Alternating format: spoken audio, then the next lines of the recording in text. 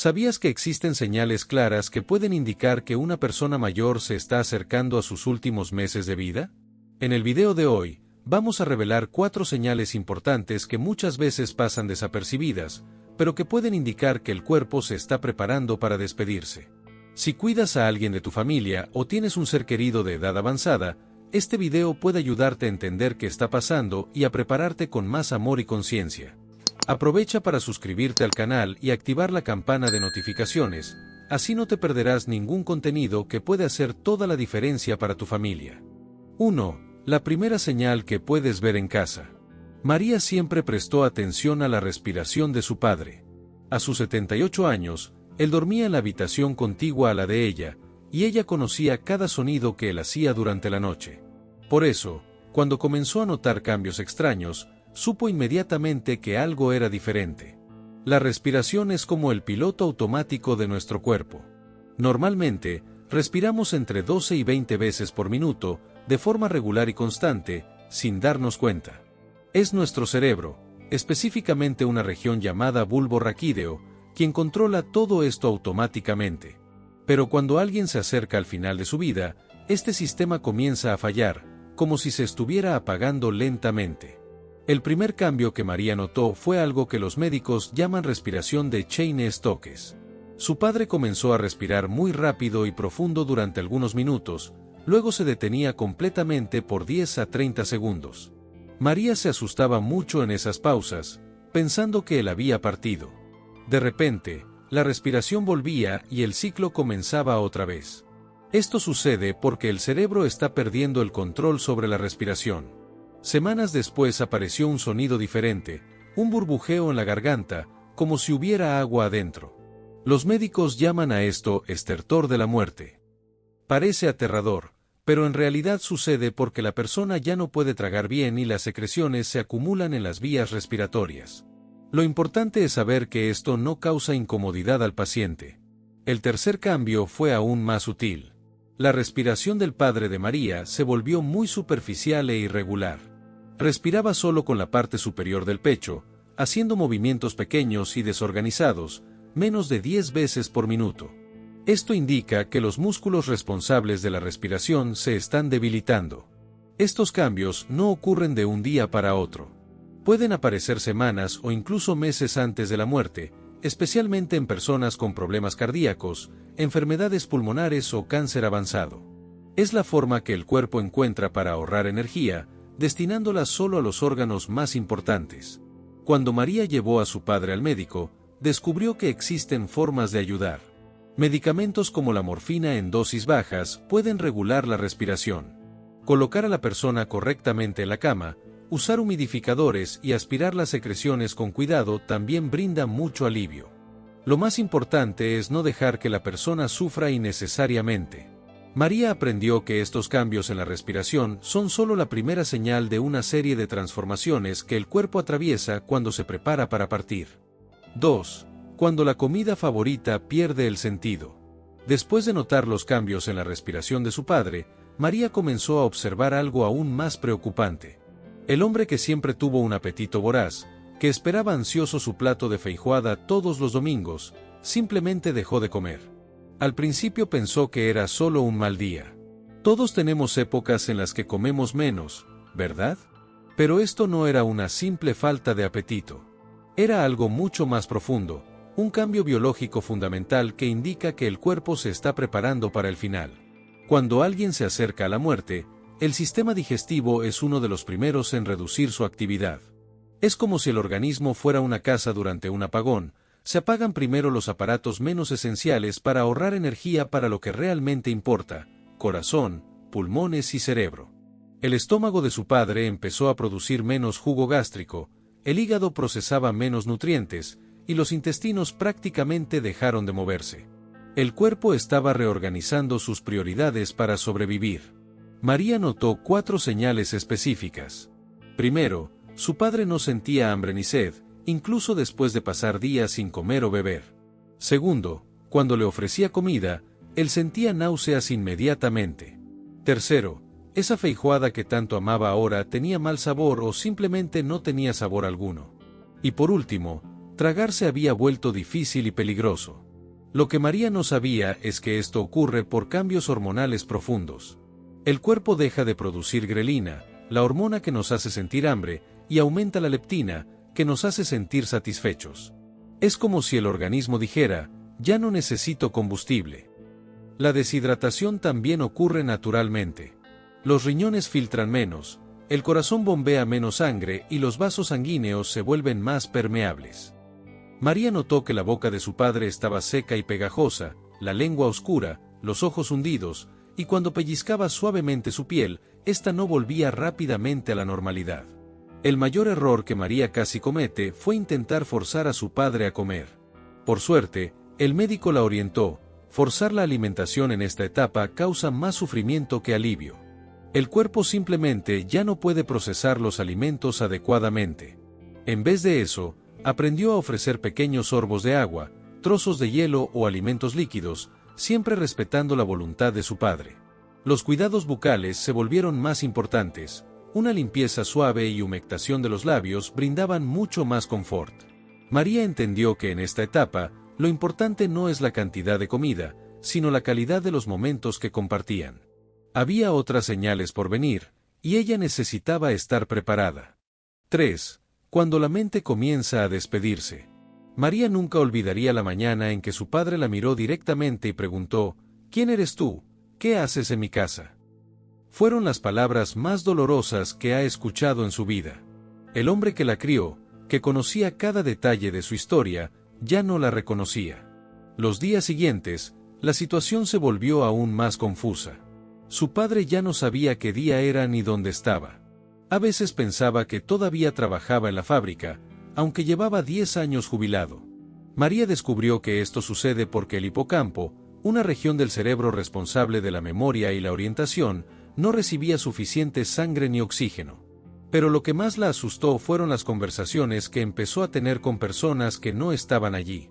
Una tarde, María lo encontró hablando animadamente con su propia madre, que había muerto 15 años antes. Él sonreía, gesticulaba y parecía genuinamente feliz de verla. María sintió miedo y ternura al mismo tiempo. El médico explicó que estas alucinaciones son muy comunes en esta fase. No es locura, sino que la corteza cerebral funciona de forma desordenada. El cerebro sufre cambios químicos profundos, la producción de dopamina, serotonina y acetilcolina disminuye, sustancias que regulan el humor, la memoria y la percepción de la realidad. María también notó que el ciclo de sueño de su padre se había invertido completamente. Dormía durante todo el día y se agitaba por la noche, intentando levantarse constantemente. Esto sucede porque una pequeña región del cerebro, que controla nuestro reloj biológico interno, está perdiendo el control. Las noches se hicieron especialmente difíciles. Su padre estaba inquieto, hacía movimientos repetitivos con las manos y parecía buscar algo. El médico llamó a esto agitación terminal. El cerebro liberaba sustancias de estrés sin control, como si la alarma interna estuviera sonando todo el tiempo. María aprendió que esto no era demencia ni depresión, sino un fallo gradual del sistema nervioso. 3 factores causaban estos cambios: menos sangre llegando al cerebro, acumulación de toxinas que riñones e hígado ya no eliminaban, y un desequilibrio en las sustancias que hacen funcionar los nervios. Por suerte, existen formas de ayudar. Medicamentos suaves pueden reducir la agitación y mejorar el sueño. El ambiente también importa: mantener el cuarto tranquilo, hablar con voz calmada y tener mucha paciencia. María entendió que su padre no estaba loco, su mente se despedía lentamente. Y aún quedaba una última señal, quizás la más importante de todas. 4. El último órgano en rendirse. María había aprendido que el corazón es como un soldado valiente, lucha hasta el final, siendo siempre el último órgano en rendirse. Por eso, cuando empezaron a aparecer los signos cardiovasculares en su padre, supo que el tiempo se estaba acabando. Eran señales que indicaban no meses, sino días o semanas. Todo comenzó cuando notó que las manos y pies de su padre estaban siempre fríos, incluso en días calurosos. Luego, vio que sus labios y uñas tenían una extraña coloración azulada. Al presionar una uña, el color tardaba más de 3 segundos en volver a la normalidad, señal de que la sangre no circulaba bien. El médico explicó que el corazón de su padre estaba sufriendo 3 cambios críticos. El primero, que el músculo cardíaco bombeaba mucho menos sangre con cada latido. Normalmente, un corazón sano bombea entre el 50% y 70% de la sangre que recibe. Si baja a menos del 30%, significa que el músculo está fallando de forma irreversible. El segundo cambio fue que el sistema eléctrico del corazón se volvió defectuoso. Como una instalación eléctrica dañada, los latidos se volvieron irregulares. A veces rápidos, a veces muy lentos, y a veces con pausas que daban miedo. El tercer y más grave cambio fue en la presión arterial. Los números que María anotaba diariamente comenzaron a caer. Cuando la presión bajó de 80, el médico explicó que la sangre ya no llegaba bien al cerebro, riñones e hígado. Eso es lo que llaman choque circulatorio. Un examen de sangre llamado BNP confirmó las sospechas. Este examen mide una sustancia que el corazón libera cuando está en problemas. Números por encima de 2000 indican que el corazón está en estado terminal, y puede predecirlo con meses de anticipación. Otros exámenes mostraron que no solo era el corazón, varios órganos estaban fallando al mismo tiempo. Los riñones filtraban menos, el hígado procesaba peor las sustancias, y el cuerpo no podía mantener sus funciones básicas. María también vio que la hinchazón en las piernas de su padre ya no mejoraba, ni siquiera cuando las levantaba.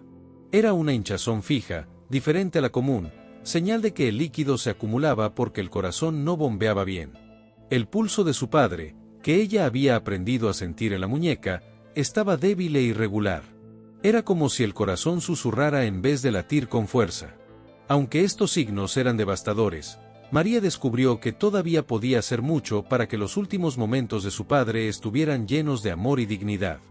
5. Cuando las señales se unen. María miró el cuaderno donde había anotado todo sobre el estado de su padre en las últimas semanas.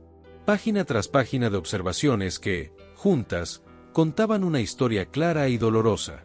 Se dio cuenta de que las señales nunca aparecieron solas, formaban un patrón, como piezas de un rompecabezas que finalmente tenía sentido. El médico le explicó que existe una secuencia típica que casi siempre se repite. Primero, meses atrás, comenzaron los cambios cardiovasculares sutiles, la presión arterial oscilando, las manos un poco más frías, el pulso irregular ocasionalmente. En ese momento, María pensó que solo eran signos normales de la edad. Entre 4 y 8 semanas antes, su padre empezó a comer menos y a mostrar menos interés por el agua. Al principio pensó que solo era una mala racha, pero ahora entendía que era la segunda señal de la secuencia. Los cambios neurológicos y de comportamiento aparecieron entre 2 y 4 semanas atrás: confusión mental, conversaciones con personas que no estaban allí, el sueño completamente desordenado. Fue entonces cuando María realmente se asustó y buscó ayuda médica. Por último, llegaron las alteraciones respiratorias graves, esa respiración extraña con pausas largas, los sonidos en la garganta, la respiración superficial. Esas señales indicaban que quedaban solo días o semanas. El médico mostró a María una combinación de señales que, cuando aparecen juntas, indican que quedan aproximadamente 72 horas. Era información difícil de escuchar, pero importante: presión por debajo de 80, respiración completamente irregular, más de una semana sin comer bien, confusión mental que solo empeora, y extremidades frías con coloración azulada. María deseó haber conocido esa secuencia antes. Por eso, el médico le enseñó una herramienta valiosa: el diario de observación familiar. Era simple, pero poderoso. Ella debía anotar la presión arterial 2 veces al día, verificar si las manos y pies estaban fríos, observar cómo respiraba, registrar lo que comía y bebía, y anotar cualquier cambio de comportamiento. La diferencia entre un mal día aislado y un patrón de deterioro estaba precisamente en esas anotaciones organizadas. Un episodio aislado puede ser solo eso, un episodio. Pero cuando las señales se repiten y combinan con el tiempo, forman un patrón inequívoco. María comprendió que tener esa información organizada no la hacía más triste, en realidad, la tranquilizaba. Sabía qué esperar y podía prepararse. Y lo más importante, podía garantizar que su padre recibiera el cuidado que merecía en cada etapa. Ahora entendía, no se trata de cuándo partirá la persona, sino de cómo asegurar que los momentos restantes estén llenos de amor, dignidad y todo el confort posible. 6. Cuidados paliativos adecuados. Cuando la vida comienza a mostrar señales de despedida, es natural que las familias se sientan perdidas. Sin embargo, existe una forma respetuosa y humana de enfrentar ese momento: los cuidados paliativos. Contrario a lo que muchos creen, esta atención no significa rendirse. El enfoque ya no está en curar, sino en la calidad de vida, el alivio del sufrimiento y la preservación de la dignidad hasta el final. Los cuidados paliativos siguen una filosofía basada en la ciencia. No solo se trata de controlar la enfermedad, sino de ver a la persona en su totalidad: cuerpo, mente y espíritu. El dolor, por ejemplo, es una de las mayores preocupaciones. Para ello se usan con seguridad medicamentos como morfina, tramadol y dipirona. La morfina es esencial no solo para aliviar dolores fuertes, sino también para mejorar la respiración de quien sufre falta de aire. Otro punto crucial son los síntomas respiratorios. El uso de broncodilatadores, corticoides y oxígeno suplementario puede traer alivio inmediato. Un simple gesto como elevar la cabecera de la cama ya reduce la angustia respiratoria. Pequeños cuidados hacen una gran diferencia. En alimentación e hidratación, lo más importante es respetar los límites del cuerpo. Muchas veces, helados, agua fría y polos son mejor aceptados que comidas completas. La higiene bucal debe ser constante para garantizar confort. El ambiente debe ser acogedor, limpio, ventilado, silencioso. Si es posible, los cuidados deben hacerse en casa, junto a quienes la persona ama. Música suave, luz tenue y el toque de manos conocidas marcan la diferencia. En el aspecto emocional y espiritual, el apoyo es vital. Conversaciones sinceras, apoyo psicológico y espiritual ayudan a manejar miedos y ansiedades. Esa paz interior aligera los últimos momentos. La comunicación con la familia debe ser clara. Hay que hablar con cariño, pero con verdad. Nada de falsas esperanzas. La honestidad, acompañada de compasión, conforta más que cualquier ilusión. Estos cuidados pueden realizarse en casa, o en casos más complejos, en unidades especializadas. Lo importante es garantizar el bienestar.